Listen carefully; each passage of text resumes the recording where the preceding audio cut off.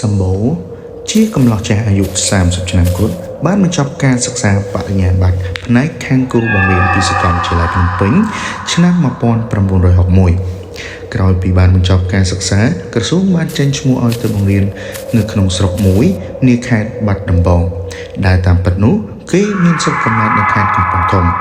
គេធ្វើគ្រូបង្រៀននៅខេត្តបាត់ដំបងទាំងគ្មានស្គាល់នរណាម្នាក់សោះគេបានទៅជួបផ្ទះមួយសម្រាប់ការស្នាក់នៅផ្ទះមួយក្នុងនេះស្ងាត់ល្អណាស់ជាផ្ទះរបស់មេភូមិម្នាក់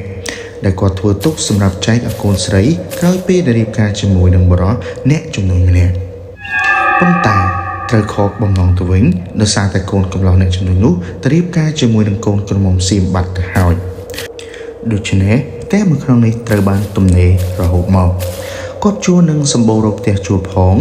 លោកប្រធានភូមិក៏យល់ព្រមជួលឲ្យក្នុងតម្លៃថោកបំផុតសម្បូរមុខនេះនៅផ្ទះថ្មីនេះជាផ្ទះទួលមួយក្នុងគត់ដែលនៅចំកណ្ដាលចំការជេរមួយរយៈដំបូងផ្ទះនេះមិនបង្ហាញហេតុការណ៍អ្វីខុសប្លែកឡើយអាចនិយាយបានថាសម្បូររស់នៅយ៉ាងមានក្តីសុខគ្រប់ប្រការ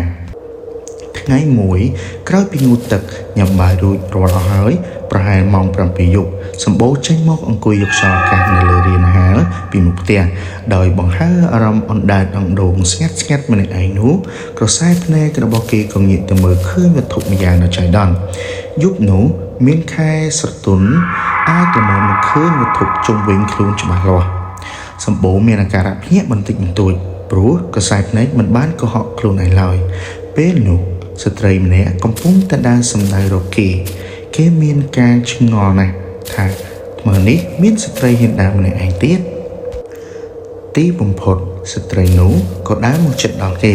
សម្បូរក៏ក្រោកឡើងស្វាគមន៍ក្នុងនាមជាម្ចាស់ផ្ទះគេគិតថាបានជាញាតិមិត្តបងប្អូនរបស់លោកប្រធានភូមិមានធុរៈអ្វីម្យ៉ាងហើយទើបមកទាំងយប់ដូចនេះសំទោសមានការអីអញ្ជើញអង្គុយសិននាងបានបង្ហាញស្នាមញញឹមដាក់គេបណ្ដានិងដើរទៅរកកន្លែងអង្គុយបណ្ដាពេលបានអង្គុយក្បែរគ្នាក្រោមពន្លឺព្រះច័ន្ទដ៏ភ្លឺនោះគេអាចប្រាប់ខ្លួនឯងបានថាស្ត្រីម្នាក់នេះស្អាតនិងមានមន្តស្នេហ៍ណាស់ស្អាតទាំងមុខស្អាតទាំងរាងរហូតស្ទើរតែនឹងរកស្រីណាមកប្រៀបប្រដូចបានអ្នកនាងជាអ្នកណាបាទសម្បូរសួរបណ្ដាទម្លាក់គូតអង្គុយនិងសម្លឹងទៅមុខនាងបណ្ដានាងខ្ញុំជាញាតិមិត្តរបស់លោកប្រធានភូមិចា